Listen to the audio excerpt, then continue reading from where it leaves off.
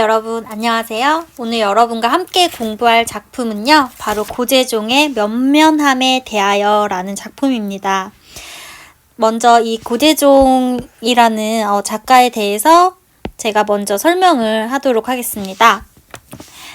고재종 하면 여러분이 고재종이라는 시인의 이름을 처음 듣는 분도 계실 거고, 아니면 고재종의 그 전에 다른 작품들을 한 번쯤 봐본 기억도 있을 것 같습니다.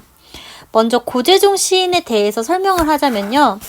이 사람의 생애와 이 시가 굉장히 밀접해 있기 때문에 이 고재종 시인의 어떤 출생지라던가 어떤 삶, 이런 것을 보는 게 중요한 것 같습니다. 고재종 시인 같은 경우는요, 1957년 전남 중록원으로 굉장히 아름다운 곳이죠. 네, 담양군에서 이제 출생을 하였고요. 지금까지도 농사를 지으면서 시를 계속 발표하고 계십니다. 자, 전남 담양이라고 하면은 담양이 이제 광주광역시 옆에 있는 시골인데요. 이곳에서 이제 고재종 시인 같은 경우는 어릴 때부터 농사와 또는 농민과 굉장히 밀접한 삶을 가졌고요. 그리고 그 시 정신을 지금까지 계속 이어오고 있습니다. 그래서 지금 1984년에 고재종 시인이 실천문학 신작 시집 시어 무기여의 시를 발표해서 이제 등단을 했는데, 이때부터 지금까지 거의 500편 의 시를 이제 발표를 해서 굉장히 활동적인 이제 시인으로 지금 현대 시사에서 자리 잡고 있습니다. 그렇다면 이 고재종 시인이 이제 유난히도 이제 시 세계에서 보여줬던 면은 뭐냐 하면은 1980년대 이제 90년대의 농촌의 현실을 많이 보여준 게 이제 특징입니다. 농촌 현실을 굉장히 많이 썼기 때문에 고재종 시인 하면은요, 이렇게 생각하시면은 기억에 오래 남을 것 같습니다. 바로 농민 시인 고재종, 이렇게요. 또 농민이라는 건 자연과 항상 함께하죠. 그래서 생태 시인, 이렇게도 기억을 해도 좋을 것 같습니다. 자, 그래서 농민과 생태의 문제를 생각해 보면 지금은 많은 사람들이 이제 도시에 살고 있지만 사실 우리는 쌀이라던가 어떤 곡식이라던가 이런 것들을 매일 섭취하면서 살아가고 있죠. 그런데 요즘 학생들이나 사람들의 생각을 보면 뭐 농대라던가 농부가 되겠다던가 이런 꿈을 꾸는 사람들이 거의 없는 것 같아요. 거의 없죠. 그래서 이제 산업화가 진행될수록 80, 90년대에서 이제 농촌은 굉장히 쇠락합니다. 지금 농촌이라고 생각하면 보통 많은 사람들이 도시에서 이제 근로를 하고요. 농촌은 더욱더 이제 소외돼가는 게 바로 농촌의 현실이고요. 그 다음에 이 소외돼가는 현실 속에서 농민들은 당연히 고통을 겪을 수밖에 없습니다.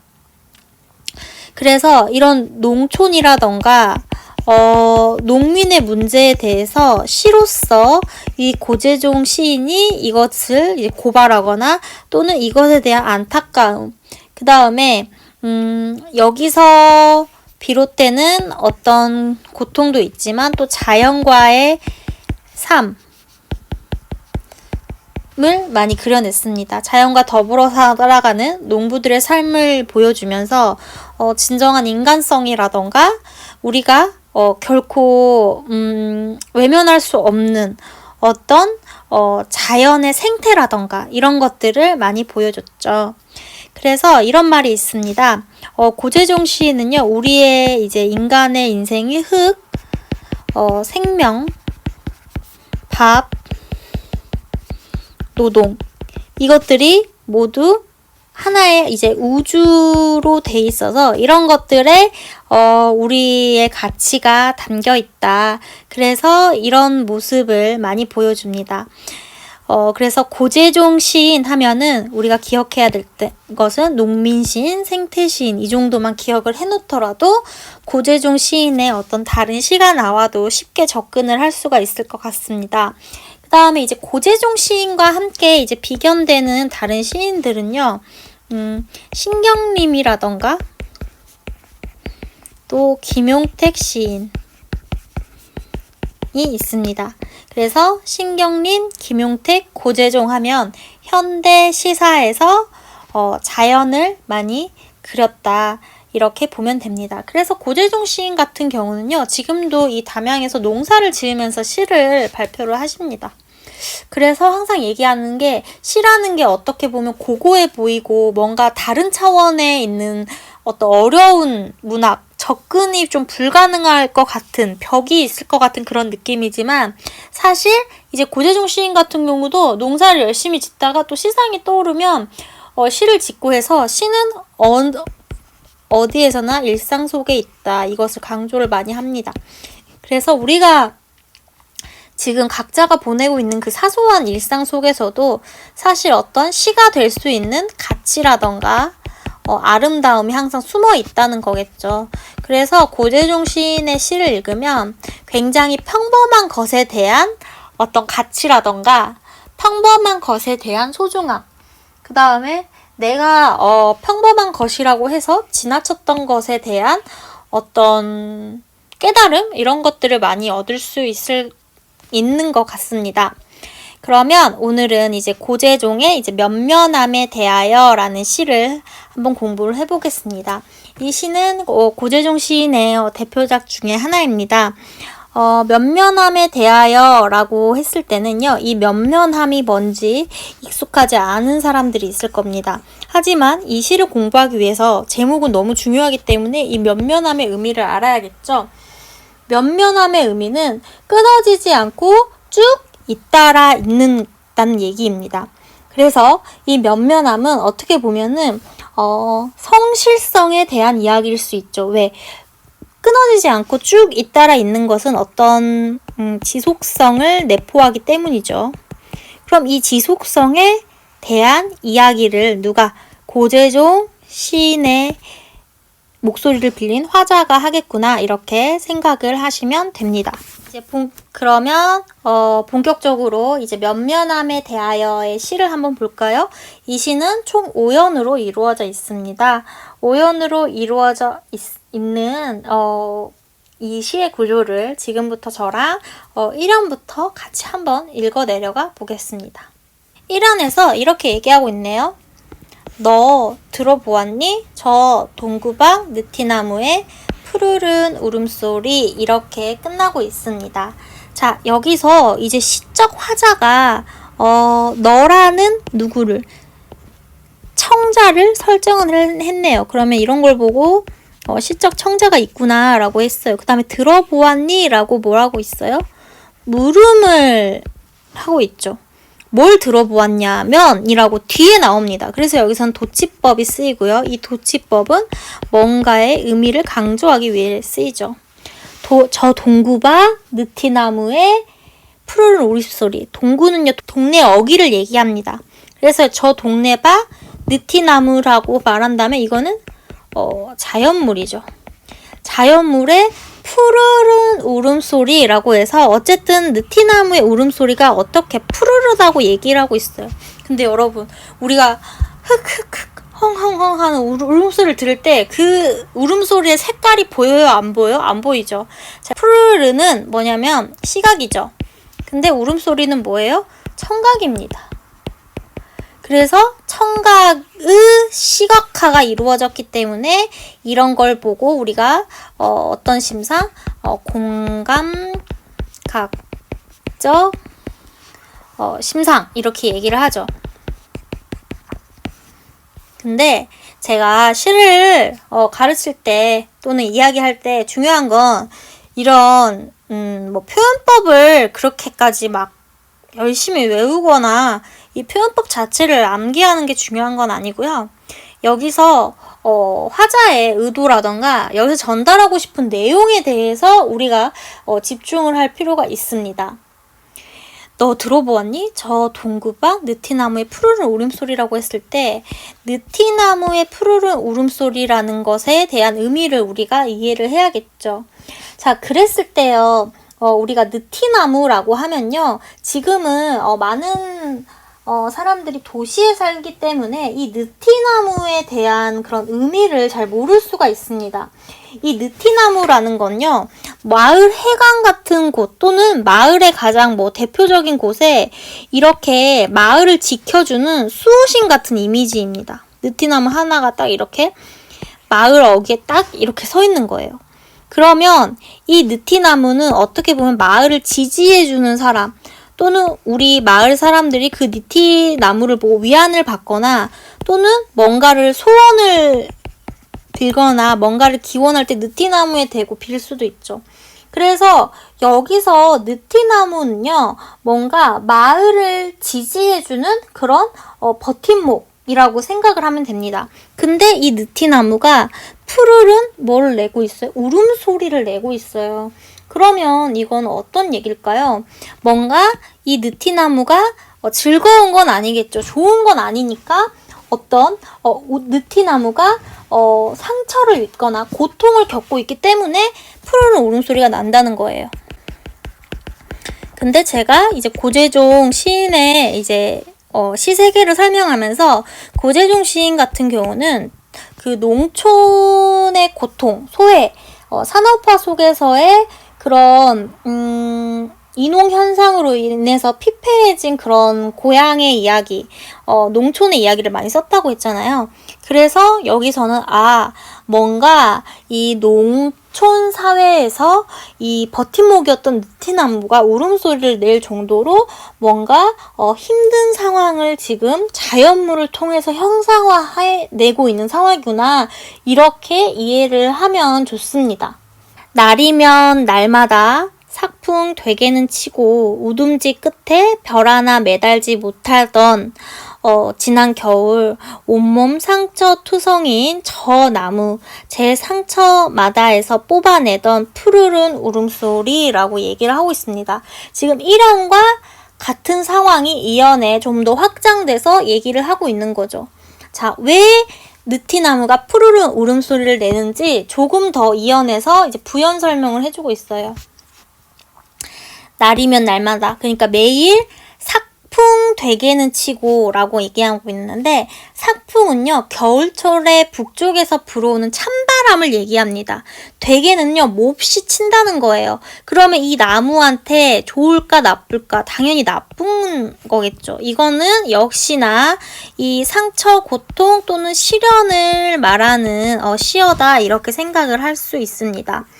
우둠지 끝에, 우둠지는요 나무 꼭대기 줄기 끝에 별 하나 매달지 못하던 지난 겨울이라고 얘기하고 있어요. 자, 별을 매달지 못했다는 거는 어떻게 보면 별이라는 거는 희망이라던가 소망이라던가 반짝거리던가 좋은 걸 얘기하거든요. 그거를 매달지 못하고 있으니까 역시 지금은 좋은 상황이 아니라 뭐라고 얘기할 수 있냐면 절망적인 그런 현실을 얘기한다, 이렇게 볼 수가 있습니다. 지난 겨울, 자, 여기서 말하는 그 겨울을요, 여러분 역시 이렇게 생각하면 됩니다. 시인은 자연물을 활용해서 시를 쓰지만 사실 자연은 곧 인간이라고 볼 수가 있어요.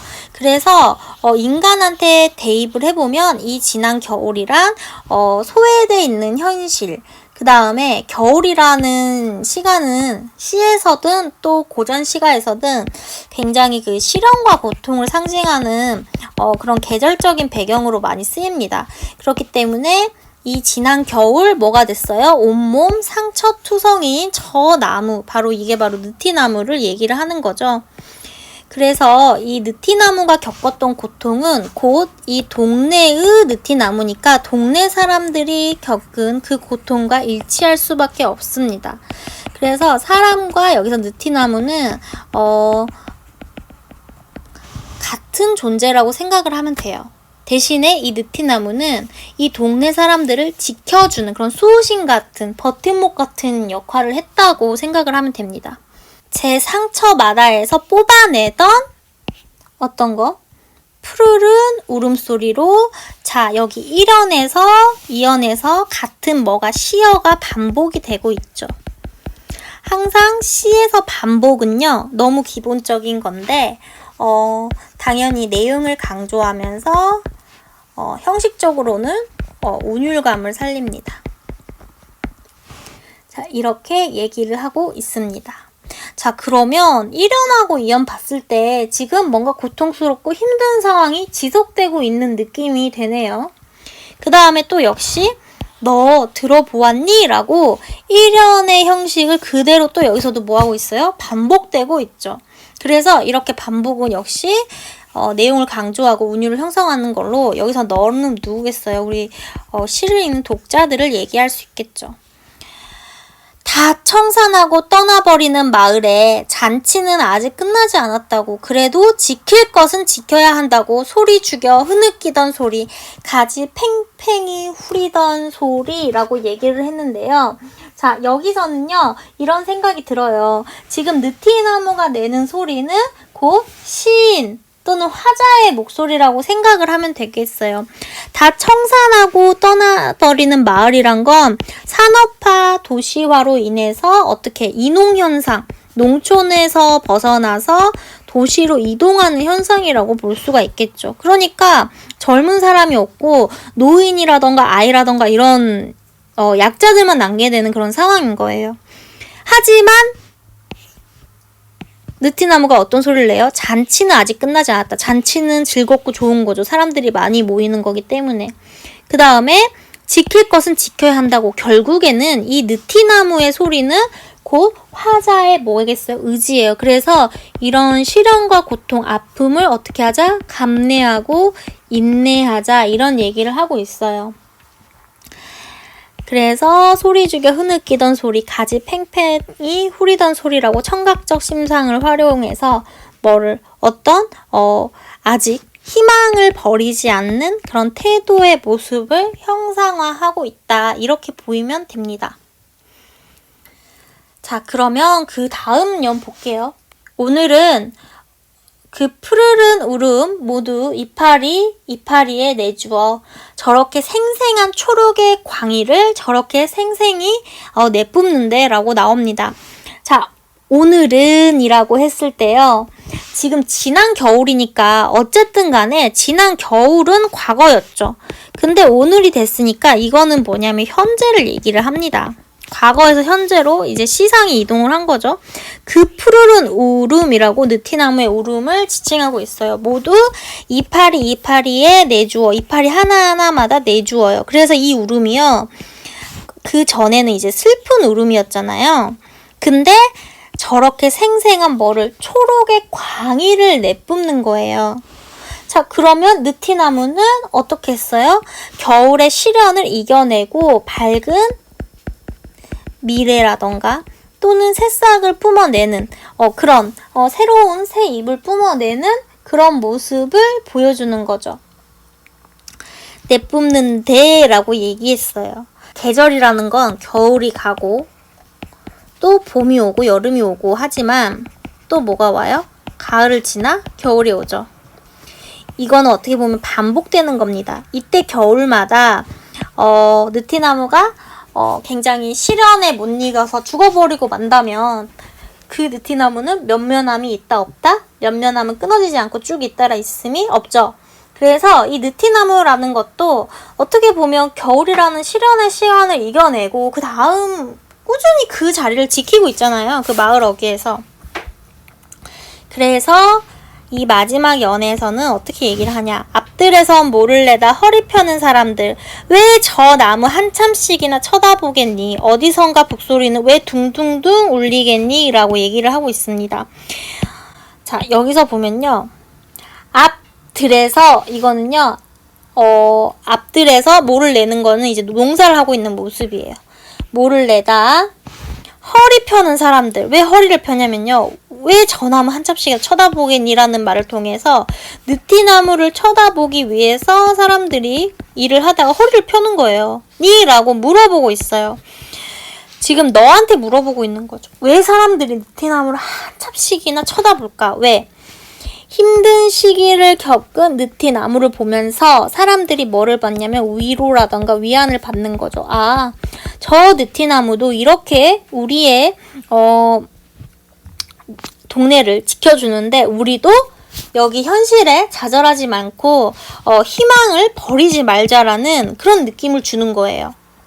자, 그래서 결국에는 이 자연물이 누구한테 이 인간한테 위안과 위로를 주는 거죠. 그래서 자연과 사람은 함께 한다는 그런 생태적인 시세계가 여기서 보인 겁니다. 자, 그래서 어디선가 북소리는 왜 둥둥둥둥 울리겠니? 라고 해서 당연히 이 북소리의 의미에 대해서도 한번 생각을 해볼 필요가 있겠죠. 여기서 북소리는 뭐냐면 정말로 북을 쳤다기보단 이건 약간 관념적이고 상징적인 거죠. 이 북을 치면요 뭔가 사람의 마음이 고조가 됩니다. 둥둥둥 하는 소리가. 그러면 이거는 어떤 거냐면 역시 느티나무의 희망 또는 용기를 얻는 그런 소리가 되는 거죠. 왜 둥둥둥둥이라고 여기서 음성상칭어가 쓰이고 있죠. 의성어가 울리겠니? 북소리가 울리겠니? 라고 우리에게 물어보지만 사실은 답은 정해져 있습니다. 뭐냐? 시련 속에서도 농촌의 그런 힘든 상황 속에서도 희망을 잃지 않는 삶에 뭐가 필요하다? 면면함이 필요하다. 그래서 결국에는 느티나무의 면면함의 모습을 우리에게 고재종이라는 시인이 또는 화자가 이렇게 전해주는 거죠. 그래서 이렇게 힘든 농촌의 사회 속에서도 뭐가 있다? 희망은 있다. 그래서 우리의 삶이 시련을 이겨내고 또 시련을 이겨내고 하지만 언젠가는 희망을 또 기원하고 이렇게 이런 것들이 우리의 그런 인생의 진리이자 숙명과도 같다 이런 얘기라고 볼 수 있습니다. 꼭 이게 농촌의 현실을 바탕으로 하면 시를 이해하기 쉽지만 반드시 이거는 농촌에 한정된 이야기야 자연에 한정된 이야기야 이렇게만 보지 말고 내가 지금 뭔가 힘든 일이 있어요. 예를 들면 뭐 시험이라던가 뭘 열심히 준비했는데 그게 내 성과대로 안 됐어요. 또는 사랑도 마찬가지. 어떤 일도 마찬가지. 하지만 우리는 그런 상황 속에서도 뭔가 묵묵하게 시련 속에서도 우리의 숙명을 인정하고 또 어떤 희망과 기대를 잃지 않는 그런 삶의 참된 의미, 바로 면면함의 태도를 가져야 하겠다. 이런 메시지를 시인이 우리에게 전달해주고 있는 겁니다. 그래서 여러분들이 오늘 이제 고재종의 면면함에 대해서 공부를 했고요. 고재종의 또 유명한 시가 바로 첫사랑이 있습니다. 이것도 역시 자연물을 통해서 사랑의 의미를 얘기한 거고요. 또 추사 김정희의 이제 그림인 세안도를 모티프로 삼아서 세안도라는 이제 시가 있습니다. 그래서 이 두 작품도 같이 연계를 해서 공부를 해보면은 조금 더 좋은 학습이 될 것 같습니다. 오늘 강의는 여기까지고요. 좋아요와 구독 눌러주세요. 다음 시간에 다시 만나요. 안녕.